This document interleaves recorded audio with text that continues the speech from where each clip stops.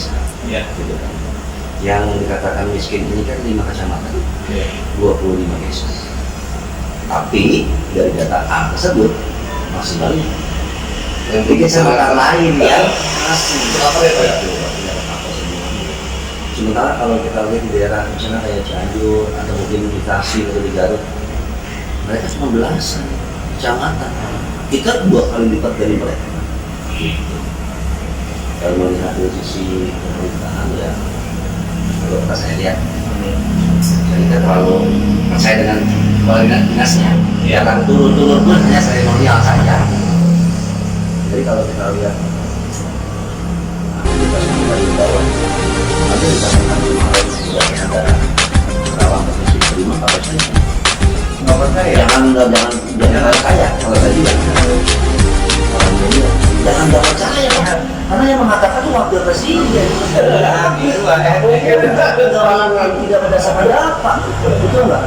Iya. Sekarang mau nganu data, mana lagi diangkat dari Mendagri?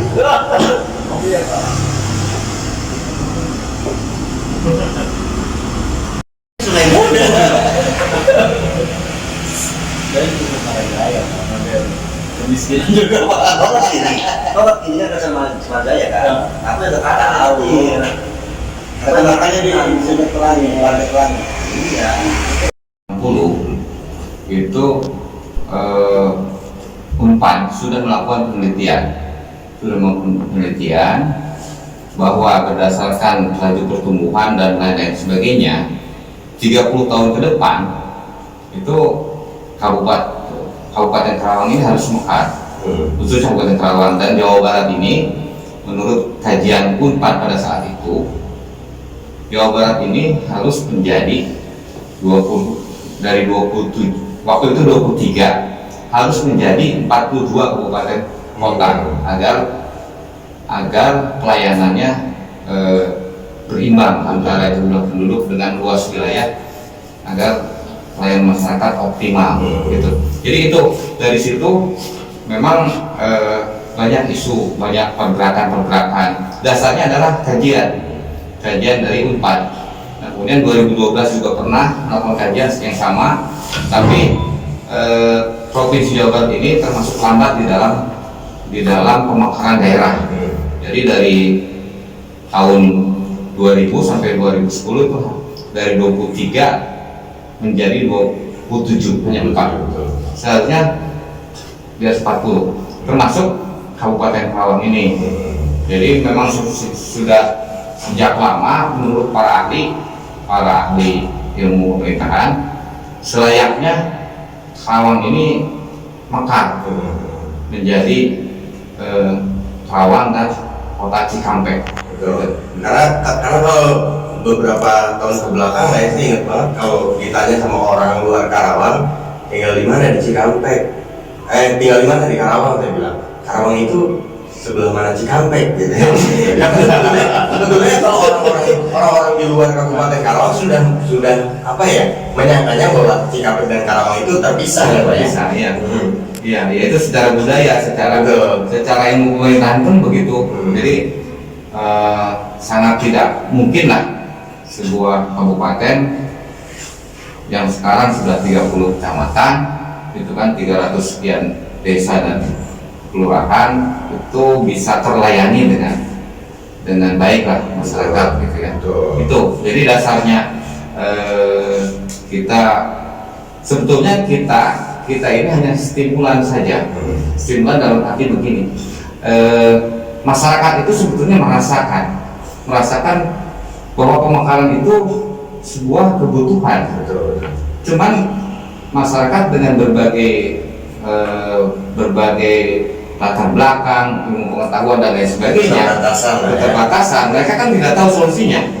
Nah, kita hanya menjadi stimulan bahwa salah satu solusi untuk mengatasi ketimpangan pelayanan, percepatan pemerataan pembangunan, percepatan pemerataan kesejahteraan masyarakat itu melalui pemekaran daerah.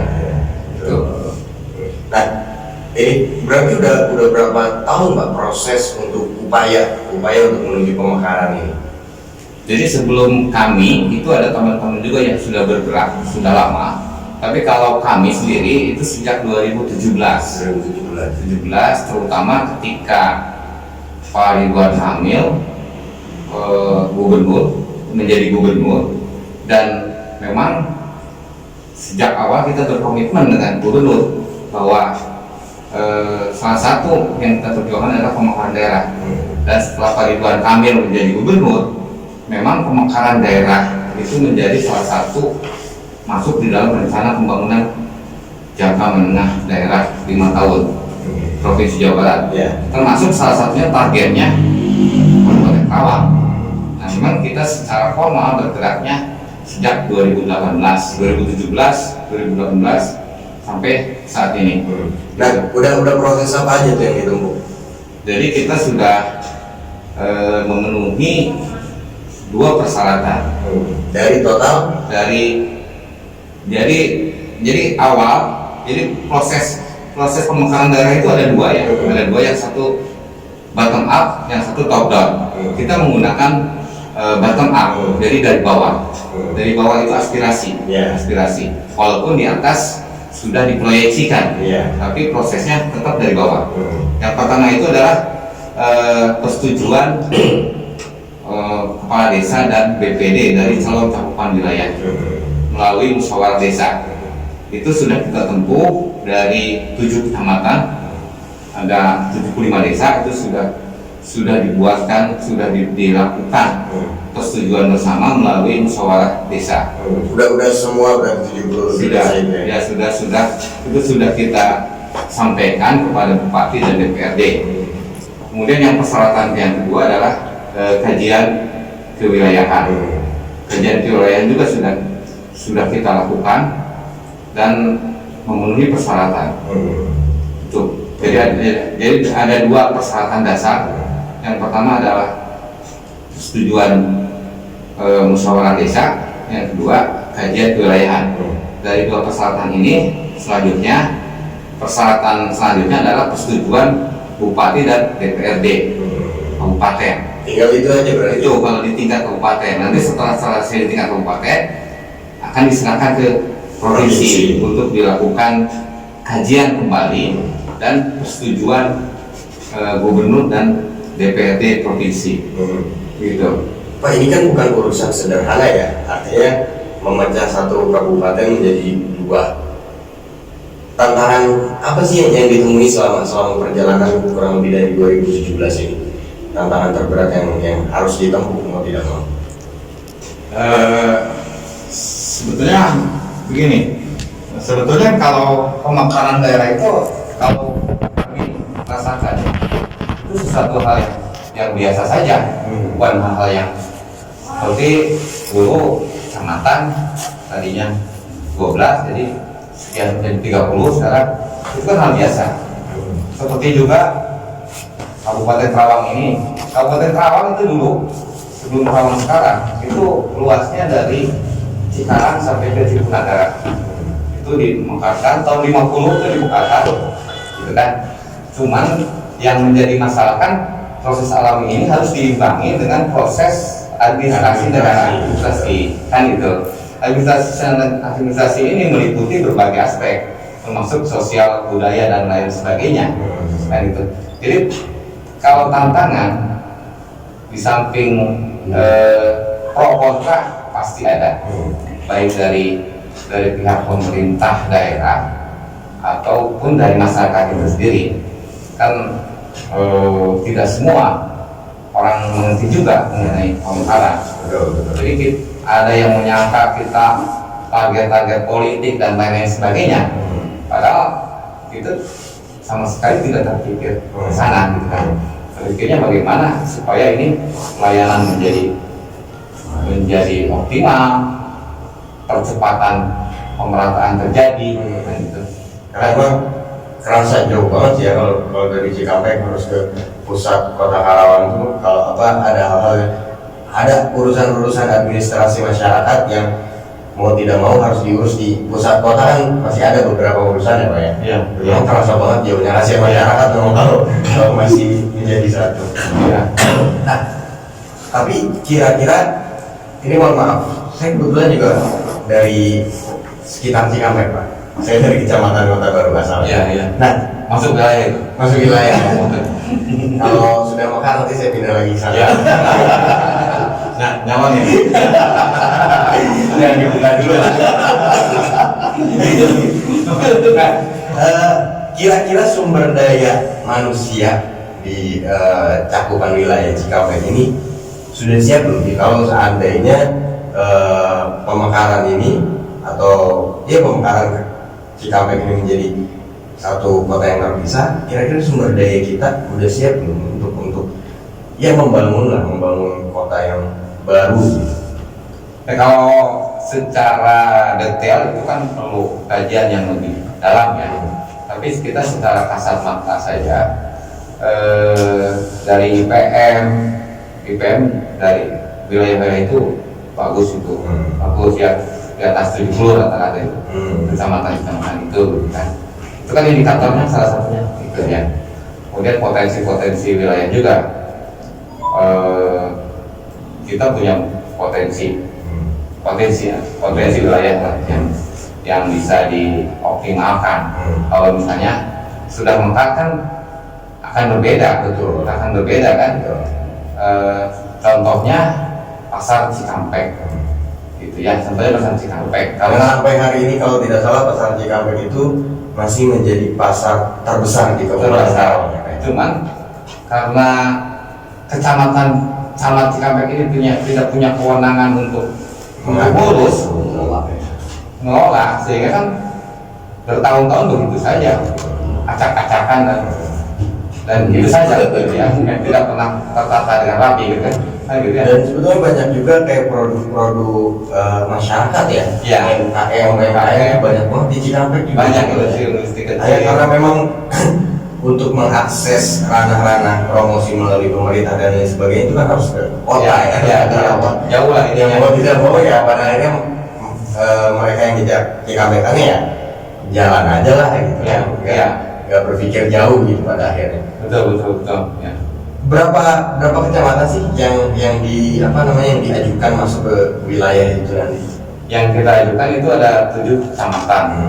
Yang itu yaitu dari mulai Purwosari, Cikampek, Tirtamulya, Kota Baru, Jatisari, Banyusari dan Cilamewetan. Jadi ada lautnya, Cilamewetan. Berarti sumber daya manusianya insya Allah siap ya Pak. Ya. Terus kemudian sumber daya alamnya juga oke. Masih ada tempat wisata lah yang bisa digali lagi potensinya, terutama wisata alam. Pusat kotanya kira-kira di mana? Itu udah boleh dibuka ke publik nggak sih? Jadi memang kita pusat kota itu nanti ada kajian khusus, ada harus dikaji yang lebih ideal di mana. Tapi ada 3 yang kita ajukan memang. Yang pertama di Jatisari, yang kedua di Kota Baru, yang ketiga di Tirtamulya. Nah nanti akan dikaji kelayakannya. Nanti kan ada ranking kelayakan. Nanti yang lebih layak di mana? Kita sih siap-siap saja gitu. Kita sih. Mudah-mudahan di Kota Baru ya Pak ya. Iya. Kalau Kota Baru jadi pusat kota nanti harga tanah ikut mahal juga. Karena orang selesai. Nah terus dengan sekarang udah tahap kalau di tingkat kabupatennya sekarang sudah tinggal menunggu tanda tangan dari bupati dan persetujuan DPRD berarti. Iya. Belum ditanda tangan atau agak susah dapat tanda tangan ya Pak? Jadi selama ini kita juga belum tahu. Tapi sudah diajukan kan? Ya, belum tahu. Sudah diajukan pada sekitar tahun lalu ya, bulan Agustus lalu, tahun 2020. Jadi yang pernah kita komunikasi itu dengan DPRD, Komisi 1 secara prinsip menyetujui secara prinsip Komisi 1. Nah kemudian pejabat-pejabat yang hadir pada waktu itu juga pejabat terkait hadir di saat RDP dengan Komisi 1, seperti camat dari 7 kecamatan, kemudian kepala Bapeda, kemudian Asda 1 hadir. Secara prinsip memang mereka menyetujui secara prinsip, tetapi kita kan tidak butuh wacana. Betul. Kita tidak butuh wacana, kita butuh action. Actionnya bagaimana untuk menuju ke sana? Ya, apakah mereka ingin melakukan kajian kembali, ya silakan, gitu kan. Tapi nanti biayanya dari APBD, kan gitu ya. Gitu. Artinya memang secara administrasi juga sudah tinggal nunggu penandatanganan itu, artinya dari DPRD dan juga Bupati, walaupun kita juga nggak tahu ya apa kendalanya di mana ya. Kendalanya di mana? Sampai sekarang itu Ya. belum berjalan. Nah, kan ada juga tokoh-tokoh masyarakat kasihan di wilayah Cikampek. Selain secara administrasi sudah oke, 7 kecamatan oke, terus juga 70 desa yang ada di 7 kecamatan itu juga sudah oke. Nah, sekarang secara kultur tokoh-tokoh masyarakatnya kira-kira siap juga nggak sih untuk support pemekaran itu? Jadi seperti tadi di awal, bahwa wacana pemekaran ini kan bukan dari sekarang, itu kan sudah puluhan tahun yang lalu, gitu ya. Gitu. Ya, artinya mereka memang siap untuk mekar, cuman teman-teman pada saat itu kan belum sempat nyampe kepada posisi persyaratan administrasi dan lain sebagainya. Kalau wacana itu memang sudah kencang, ya sudah lama kalau wacana kan artinya kan dari situ kita bisa melihat bahwa mereka memang sudah siap gitu. Nah, apa yang kira-kira bisa diunggulkan kalau memang sampai nanti Cikampek ini betul-betul dimekarkan? Jadi itu kan jadi ada Cikampek itu akan diproyeksikan untuk menjadi sentra perdagangan dan jasa. Kemudian ditopang oleh sekitarnya yang masih ada pertanian. Jadi nanti pusat perdagangannya di Cikampek Kota Baru, gitu ya. Itu nanti hasil bumi selain itu tidak usah ke Jakarta, tidak usah ke Jakarta, menjadi di Cikampek. Jadi artinya secara secara perekonomian juga menopang dengan adanya sumber daya alam tadi yang dibilang wilayah pertaniannya masih sangat luas ya. Kalau di ujung sebelah di Sari sampai Cilamaya ini kan sumber daya alamnya sekarang masih sangat besar lah. Terus kemudian secara transaksionalnya juga bisa berjalan di wilayah Cikampek. Jadi jarak tempuh distribusinya tidak jauh kan biaya distribusinya juga jadi lebih murah. Betul. Gitu ya. Kalau kayak semacam logo terus kemudian slogan itu udah siap belum ya? Ada, kita sudah membuat lambang Kota Cikampek gitu kan dengan slogannya Kota Gerbang Raharja. Gitu. Kita sudah siap, sudah buat lambang gitu kan dengan itu Gerbang Raharja. Nah, harapan Pak Jajat sendiri bersama dengan komite yang lainnya apa dalam proses pemekaran ini yang paling diharapkan? Maksudnya dalam prosesnya atau hasilnya? Dalam prosesnya karena ini kan masih ya walaupun kalau dibicarakan administrasi udah selesai, tinggal beberapa item lagi. Cuma kan saya rasa masih cukup panjang masih panjang. Nah, apa harapannya sama proses ini nanti? Ya kita sih terus berupaya ya, mudah-mudahan di tingkat kabupaten cepat terrealisasi itu persetujuan bersama itu. Kemudian kita akan kawal ke provinsi dan ke pusat. Nah harapan kita selama menunggu proses itu berjalan itu kita harapkan terjadi percepatan juga pembangunan untuk wilayah-wilayah timur, wilayah-wilayah calon daerah otonomi baru Kota Cikampek, sehingga pada saat disetujui pemekaran ini oleh pemerintah pusat, itu pemerintahan baru itu sudah tidak terlalu berat lah untuk memperbaiki infrastruktur dan lain sebagainya. Gitu kan. Karena walaupun nanti hasil pemekaran yang 7 kecamatan ini cuma tetap aja luas juga ya Pak ya? Karena jarak dari Purwasari ke Cilamaya itu kan lumayan luas ya. Tetap beda dengan beberapa kota hasil pemekaran lainnya di Jawa Barat kan tidak terlalu luas ya. Ini saya. Kalau Cikampek walaupun hasil pemekaran dan walaupun kota kecil secara luas wilayah pada akhirnya luas juga. Makanya kalau tidak dipersiapkan dari sekarang pembangunan itu yang ada kewalahan juga nanti kan? Iya.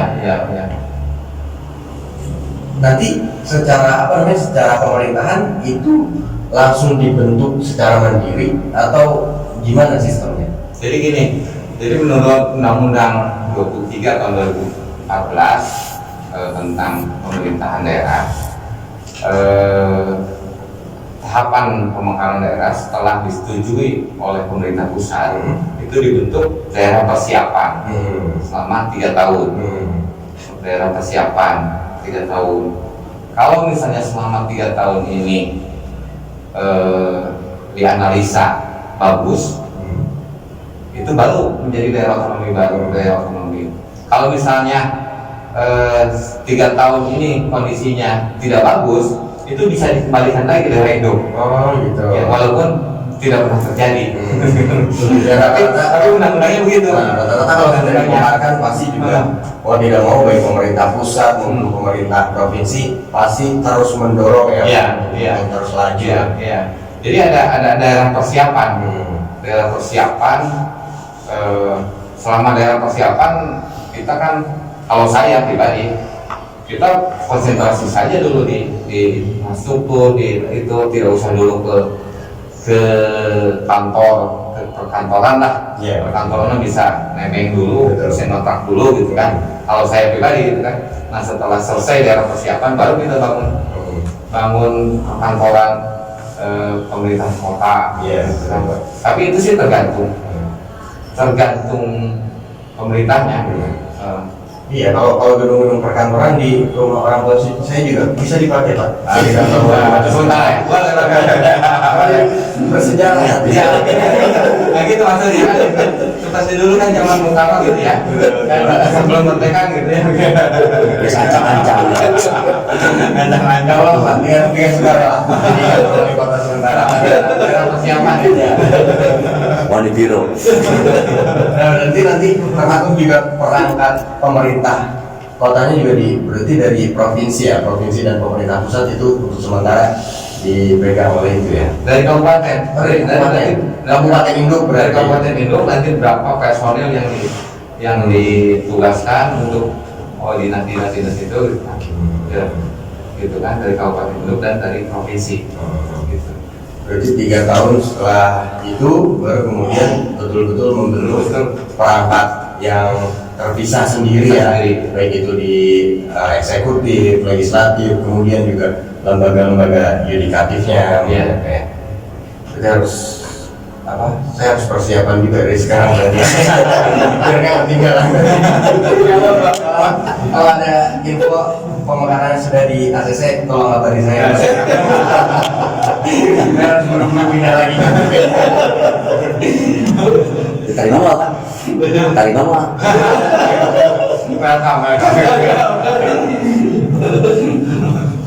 Oke, Pak Jajar, makasih banyak udah main studio, udah ngobrol-ngobrol. Mudah-mudahan proses pemekarannya berjalan dengan lancar dan cepat. Karena itu juga berkaitan dengan laju kesejahteraan masyarakat. Saya yakin betul semakin cepat pemekaran, kesejahteraan pun akan semakin cepat berlari ya Pak. Karena itu yang tadinya Kabupaten Karawang ini harus mengurusi 30 kecamatan dengan 2 juta lebih penduduk, Tapi ketika dipenggerakkan kan Cikampek juga nanti bisa fokus hanya dengan 7 kecamatan ya. Dan Karawangnya juga. Karawang juga semakin ringan ya. Lagi 7. Pak Jajat, terima kasih banyak, sukses, lancar, dan titip salam untuk komite persiapan DOB-nya sama masyarakat Cikampek dan sekitarnya juga. Kita harus sama-sama bersemangat untuk kesejahteraan masyarakat. Sekali lagi terima kasih Pak Jajat, dan hasilnya itu dia obrolan saya dengan Pak Jajat, Ketua Komite Persiapan Daerah Otonomi Baru Kota Cikampek. Mudah-mudahan ini bisa terrealisasi dalam waktu dekat, karena sudah puluhan tahun menjadi wacana. Saya mau mengingatkan, jangan lupa untuk like, comment, share, dan subscribe channel ini, serta buat kalian yang senang mendengarkan musik-musik baik lokal, mancanegara, dangdut, pop, dan semuanya bisa dengarkan di 96,1 FM atau bisa akses di aksiradio.com. Saya Muhammad Azmi undur diri, terima kasih dan sampai jumpa. Mantap. Lancar Bapak ini.